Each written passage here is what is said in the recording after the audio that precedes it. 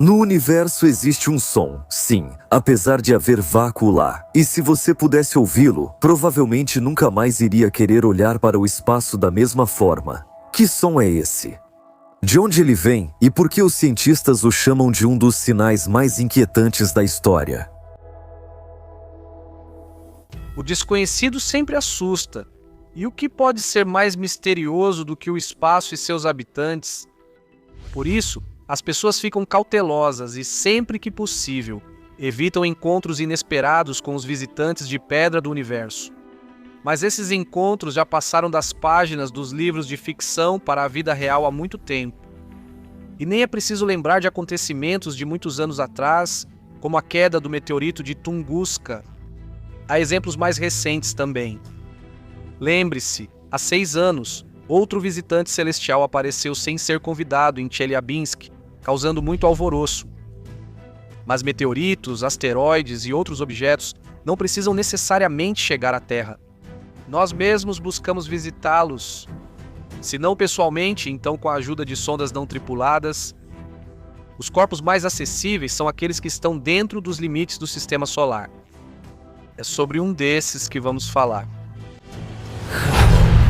Tchau, inscreva-se. Graças à curiosidade de Galileu, a humanidade conheceu pela primeira vez os 4 maiores satélites de Júpiter. O principal entre eles é Ganimedes. Recebendo o nome do mítico companheiro do grande Zeus, ele é a maior lua do nosso sistema estelar. Comparando seu tamanho com o satélite da Terra, Ganimedes certamente leva vantagem. A lua joviana é até maior do que o planeta Mercúrio. Mas esses não são os únicos detalhes da biografia de Ganimedes que podem surpreender. Daqui a pouco você vai descobrir como é esse mundo incrivelmente distante, quais características impressionantes ele possui e também conhecer o assustador olho de Júpiter. Em resumo, prepare a pipoca. O progresso permitiu à humanidade observar o corpo celeste não apenas com telescópios. Os terráqueos observaram Ganímedes por meio das sondas Pioneer e Voyager, assim como através da sonda Galileu. A sonda Novos Horizontes também passou pelo satélite. A primeira nave, Pioneer 10, chegou a Júpiter em dezembro de 1973. Ele observou de perto os principais satélites do gigante gasoso, especificando sua densidade.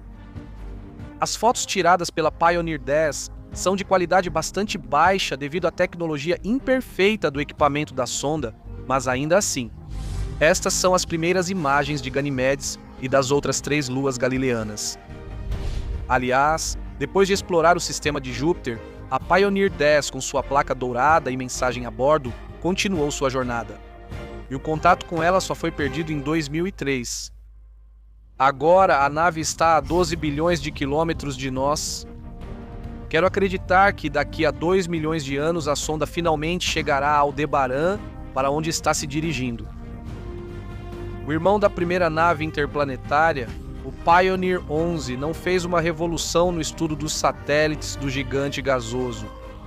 Ele passou pelas luas de Júpiter em 1974 e, coletando rapidamente alguns dados sobre elas, partiu em uma jornada de 4 milhões de anos em direção à constelação da Águia. Os maiores avanços na pesquisa de Ganimedes foram alcançados por 3 sondas, Voyager e Galileu. O último esteve em órbita de Júpiter de 1995 a 2003, coletando uma grande quantidade de informações valiosas. Graças a essas sondas, sabemos como é Ganimedes, quais segredos ele esconde sob sua superfície congelada e até podemos ouvir os assustadores lamentos lunares. Mas vamos por partes. As sondas Voyager passaram perto do satélite galileano quase ao mesmo tempo, em março e julho de 1979. Durante o projeto das sondas, os erros do passado foram levados em consideração e seus equipamentos foram significativamente aprimorados. Por isso, o resultado foi incomparável com o que as sondas Pioneer demonstraram. Por exemplo, o Voyager 2 fotografou várias vezes a superfície craterada de Ganimedes a uma distância relativamente próxima. E ao combinar essas imagens, foi feita uma colagem que permite imaginar a aparência da misteriosa lua de Júpiter. As sondas Voyager revelaram ao mundo as dimensões exatas e características geológicas de Ganimedes. Afinal, até 1979, o maior satélite era considerado Titã, de Saturno. A sonda Galileu foi a principal responsável por desvendar os mistérios de Ganimedes. Além de uma seção fotográfica detalhada do satélite, coberto por uma crosta de gelo sujo, a sonda fez uma verdadeira descoberta. As pesquisas permitiram supor que sob a superfície de Ganimedes existe um oceano líquido. Supõe-se que ele seja 10 vezes mais profundo do que os oceanos terrestres e esteja escondido sob uma camada de gelo de 150 quilômetros. Os cientistas chegaram a essa hipótese pelos vestígios de sais de sódio e magnésio encontrados no espectrograma. Além disso, Galileu descobriu uma magnetosfera na Lua joviana. Esse é um fenômeno único. Nenhum outro satélite do Sistema Solar possui esse luxo. Ainda mais surpreendente é o fato de que a magnetosfera de Ganímedes é absolutamente autônoma e não depende do poderoso campo de Júpiter. Quer ver com seus próprios olhos a Lua congelada, que está a quase 630 milhões de quilômetros de nós? Então atenção para a tela. Agora vamos visitar um mundo feito de rochas de ferro e silício, calotas de gelo de água, vastas crateras e antigas falhas tectônicas. Na superfície de Ganimedes, que lembra uma pista de patinação de dimensões inimagináveis, faz muito frio. Durante o dia, a temperatura não sobe acima de menos 170 graus Celsius e à noite pode cair para menos 200.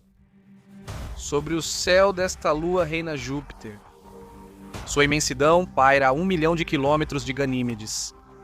O satélite leva pouco mais de uma semana para dar uma volta ao redor do gigante. Em Ganímedes há uma atmosfera finíssima de oxigênio. Aqui cheira a enxofre e cianeto, um gás altamente tóxico que exala um aroma de amêndoas. Como se descobriu, o satélite é bicolor. A parte clara simboliza uma paisagem jovem, enquanto a escura representa uma antiga, com cerca de 4 bilhões de anos. Ganímedes é manchado. As áreas estreladas de cor branca brilhante são ejeções de gelo que surgiram após a formação de crateras jovens, das quais há dezenas no satélite de Júpiter. De algumas crateras antigas restaram apenas fantasmas, vestígios relitos de catástrofes arcaicas chamados de palimpsestos. O maior desses fantasmas é a Facula de Mênfis, com um diâmetro de 360 quilômetros. Vamos pensar, existe algum som nesse mundo morto? Acontece que sim.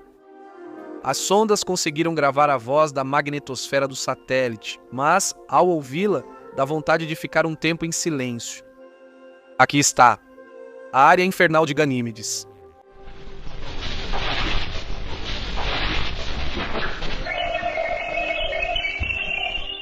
O som lembra a tempestade mais forte possível na Terra, intercalada com poderosas descargas elétricas e um uivo sobrenatural. Ainda não é o suficiente para você? Então, por fim, vale a pena mencionar mais um mistério do satélite galileano. Em 2014, a comunidade astronômica entrou em pânico silencioso. As imagens do telescópio Hubble mostraram claramente que uma pupila monstruosa apareceu na Grande Mancha Vermelha.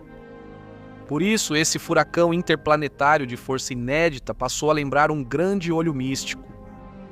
Felizmente, não houve cenários catastróficos. Apenas uma sombra do vizinho Ganímedes caiu sobre o redemoinho de Júpiter. Em resumo, essa lua coberta de gelo é tão fascinante que definitivamente precisa ser estudada com mais detalhes. Quais pensamentos vêm à sua mente quando se fala sobre a população humana? Não é verdade que, às vezes, surgem sentimentos ambíguos? Por um lado, durante sua existência, a humanidade alcançou grandes avanços progressivos. Aprendemos a tratar doenças mortais, criamos muitas máquinas inteligentes, desviamos rios, transformando terras inférteis em jardins florescentes, conquistamos picos de montanhas e exploramos o fundo do oceano. Por outro lado, a humanidade mentalmente não avançou muito além das tribos bárbaras, que incessantemente tentam conquistar territórios alheios, matam em nome de deuses imaginários e agem a partir da força. Talvez essa seja mais uma resposta ao famoso paradoxo de Fermi. Eles não estão aqui porque ninguém quer lidar conosco. Afinal, a esmagadora maioria dos habitantes da Terra é agressiva e primitiva demais. Pode levar séculos para corrigir esse aspecto. Enquanto isso, o progresso não é inexorável. Ele não se preocupa com doutrinas morais. Por isso, seguimos buscando persistentes por semelhantes no frio do cosmos. Uma notícia surpreendente se espalhou recentemente pelo mundo. Perto da estrela mais próxima de nós, Próxima Centauri, foi descoberta mais um planeta. Será que já existe vida por lá? A Próxima Centauri está localizada a cerca de 4 anos-luz da Terra. Provavelmente é por isso que ela tem esse nome, já que próxima em latim significa a mais próxima. A estrela tem um tamanho bastante modesto. Seu diâmetro é só 1,5 vezes maior que o de Júpiter. Se compararmos a Próxima Centauri com o nosso Sol, ela é 8 vezes menor em massa e 7 vezes menor em diâmetro. O sistema é formado por 3 estrelas. 2 delas estão localizadas relativamente próximas uma da outra. Já a próxima, neste momento, está a quase 2 bilhões de quilômetros das integrantes do trio estelar. A Centauri A é a maior delas, muito maior do que o nosso Sol. Sua parceira mais próxima é cerca de metade do tamanho, e a próxima é a menorzinha em comparação com suas vizinhas distantes. É por isso que é impossível observar a estrela sem o uso de óptica especial. O que a descoberta dessa pequena estrela, que aliás aconteceu em 1915, nos proporciona? Primeiro, antes disso, acreditava-se que o astro mais próximo do Sol era o enorme Centauro A. Em segundo lugar, com o tempo foi descoberto um sistema planetário ao redor de Próxima Centauri. Naturalmente, como sempre acontece nesses casos, os astrônomos começaram a especular se pelo menos em um desses planetas poderia existir vida biológica. Isso parece improvável. Afinal, Próxima Centauri é uma anã vermelha, uma estrela extremamente instável. Uma vida que é constantemente acompanhada por explosões de uma quantidade inacreditável de energia, destruindo tudo em seu caminho. É preciso entender que a existência de uma anã vermelha é um verdadeiro inferno, tanto para ela mesma quanto para os objetos ao seu redor. Próxima Centauri pertence às estrelas de vida longa. As anãs vermelhas vivem dezenas de trilhões de anos, permanecendo por mais tempo na sequência principal e sem se transformar em outros tipos de astros. Isso significa que, uma vez desenvolvida, a vida em planetas próximos a essas estrelas tem certas chances de continuar progredindo. Acho que é aqui que as boas notícias acabam. Anãs vermelhas são muito pouco brilhantes. Por exemplo, a luminosidade da Próxima Centauri é 10.000 vezes menor do que a do nosso Sol. Ou seja, um exoplaneta em potencial deve estar suficientemente próximo da estrela. Caso contrário, simplesmente não terá luz e calor suficientes para o surgimento da vida. Essa condição leva ao seguinte problema: o bloqueio de maré. O que é isso? Quando um corpo menos massivo fica muito próximo de um corpo maior, ele é forçado a sempre mostrar o mesmo lado para ele. Esse fenômeno também pode ser observado no sistema solar, por exemplo. Pense na nossa constante companheira, a Lua. Quais condições físicas a superfície de um planeta em bloqueio de maré pode apresentar? De um lado, os oceanos de lava vão ferver, enquanto no hemisfério sombreado reinará uma era glacial eterna. Mas qual é o principal obstáculo para o surgimento da vida em planetas ao redor de anãs vermelhas? É a atividade excessiva dessas estrelas. Explosões de radiação esterilizante são capazes de destruir qualquer indício de vida desde o início. Aqui isso pode ser comparado. Imagine que o nosso Sol se transformasse em uma gigante vermelha por alguns milhares de anos e depois voltasse ao seu tamanho original. Sabe o que aconteceria com a Terra nesse tempo? Basicamente, uma anã vermelha é como uma mulher com instabilidade emocional durante uma crise hormonal. É impossível prever quando vai acontecer a próxima explosão destrutiva. Mas isso é tudo teoria e na prática? Devido à relativa proximidade da Próxima Centauri, seu sistema planetário foi estudado relativamente bem. Além disso, a cada ano são descobertos novos detalhes. Sabe-se que na chamada Zona de Cachinhos Dourados, a zona habitável da estrela, orbitam vários planetas. Foi extremamente difícil para os cientistas descobrirem objetos tão pequenos. Para isso, foi necessário usar todos os métodos indiretos de observação conhecidos. O método das velocidades radiais foi especialmente utilizado. Em que consiste o princípio mencionado? A questão é que os planetas, mesmo os menores em tamanho, exercem influência sobre suas estrelas, deslocando seu centro de gravidade. Isso é perceptível graças ao efeito Doppler. Dessa forma, os astrônomos, observando o deslocamento das linhas espectrais, com a ajuda de um espectrógrafo de alta precisão e medindo as variações de velocidade, revelaram ao mundo o sistema planetário ao redor da anã vermelha Próxima Centauri. Para as observações, foi utilizado o telescópio VLT e o espectrógrafo especializado expresso. Mas apesar da alta precisão dos equipamentos inteligentes, os cientistas duvidaram por muito tempo. Talvez fossem apenas variações periódicas no brilho da estrela. As preocupações não se confirmaram, então os catálogos foram atualizados com mais um objeto do sistema estelar Próxima D. Atualmente, foram descobertos 3 planetas de tamanhos e características diferentes ao redor de Próxima Centauri. A última, como já foi dito, foi registrada em fevereiro de 2022. Astrônomos do Observatório Europeu do Sul, no Chile, fizeram essa descoberta. Os cientistas anunciaram a existência de Próxima C 2 anos antes. Como é o aspecto do recém-descoberto planeta Próxima D, na opinião dos astrônomos? Ela orbita quase colada à sua estrela-mãe a apenas 4 milhões de quilômetros, e isso é 10 vezes mais perto do que Mercúrio está do Sol. Consequentemente, um ano em Próxima D dura apenas 5 dias.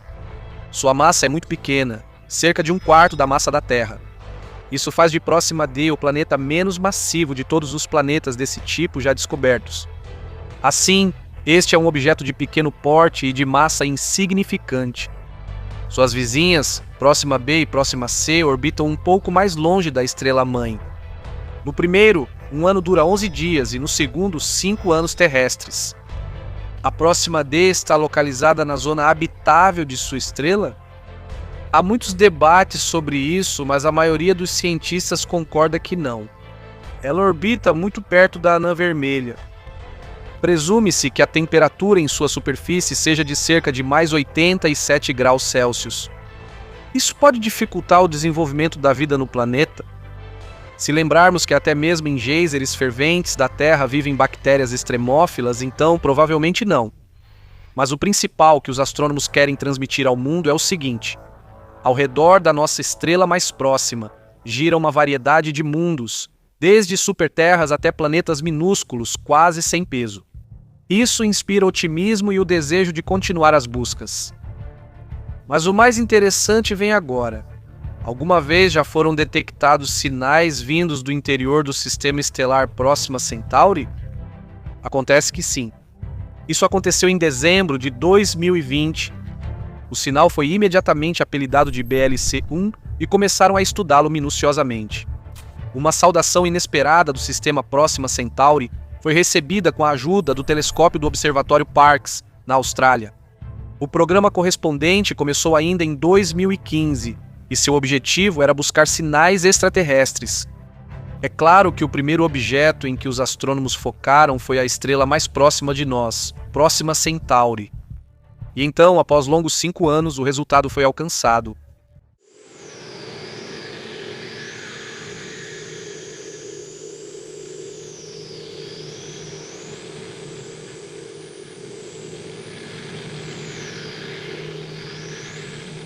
Um sinal com largura de espectro de 1 GHz foi considerado impossível de ser produzido por um objeto astrofísico de origem natural. Além disso, os cientistas afirmaram que a fonte do sinal não poderia, de forma alguma, estar localizada em nosso planeta. A intensidade dele variava, o que provavelmente indicava a rotação orbital do objeto que emitia o sinal. A transmissão da mensagem extraterrestre durou cerca de 30 horas. Os astrofísicos também descartaram como causa ecos aleatórios de satélites artificiais ou aviões em voo, pois essa frequência não é usada por esses objetos. Então, isso significa que pela primeira vez desde o famoso sinal UAU, nós novamente captamos sons de uma civilização altamente desenvolvida? Infelizmente não.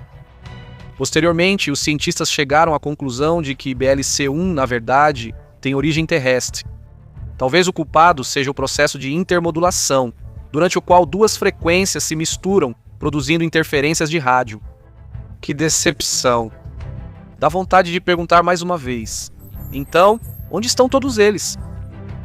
Está planejada uma pesquisa futura do sistema estelar Alpha Centauri? No futuro distante, sim. Um nave interestelar pode ser enviado para a nossa vizinha mais próxima. É verdade, a viagem levaria mais de 1000 anos, a menos que, é claro, seja usado um sistema de propulsão nuclear. Para comparação, a sonda Voyager, viajando a 17 km por segundo, levaria cerca de 74.000 anos para chegar até a estrela. Mas quem sabe, se o progresso continuar se desenvolvendo sem parar, usando um motor de propulsão nuclear por pulsos, a viagem até Próxima Centauri poderia ser feita em apenas um século. Essas não são todas as ideias. O que você acha sobre microsondas? Um projeto chamado Breakthrough Starshot propõe enviar para o destino desejado um enxame de pequenas sondas, viajando a uma velocidade equivalente a 20% da velocidade da luz. O impulso será dado a elas por conjuntos de lasers terrestres. Se o projeto se tornasse realidade, ainda na primeira metade deste século nós já teríamos dados sobre o sistema planetário de Próxima Centauri. Mas as informações demorariam 4 anos para chegar até nós. Considerando o fato de que a humanidade já tem problemas demais aqui na Terra, será que vale a pena seguir nessa direção e continuar procurando exoplanetas habitáveis? Os cientistas têm certeza disso.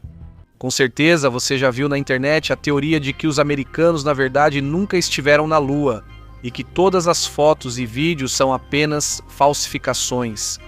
E às vezes surgem perguntas: será que realmente mentiram para nós esse tempo todo? Talvez ninguém tenha conseguido ir à superfície do satélite da Terra? Agora nós vamos esclarecer isso juntos. Olhem para essas imagens. São pegadas de Eugene Cernan e Harrison Schmitt, que na época tiveram a oportunidade de ir à Lua. Aqui está Schmitt coletando amostras do solo. Este é Eugene Cernan testando um dos equipamentos. E aqui está Schmitt lidando com a gravidade no satélite da Terra. O voo custou à NASA 25 milhões de dólares. No entanto, muitos não acreditam no feito. Eles duvidam de todas essas imagens e consideram isso uma encenação habilidosa. Vamos deixar de lado as teorias da conspiração e falar apenas com base em fatos.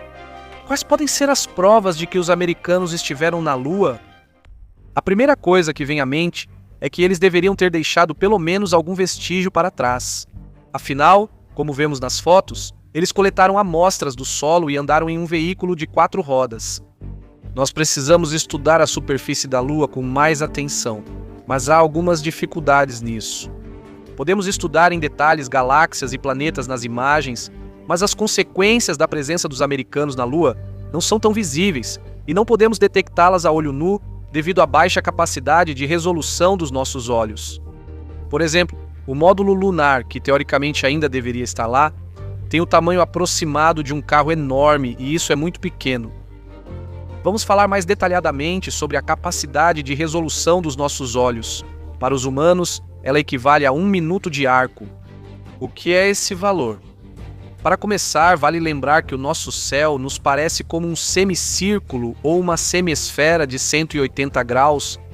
Para que possamos nos orientar entre os objetos, a distância entre eles é medida em segundos de arco e minutos de arco.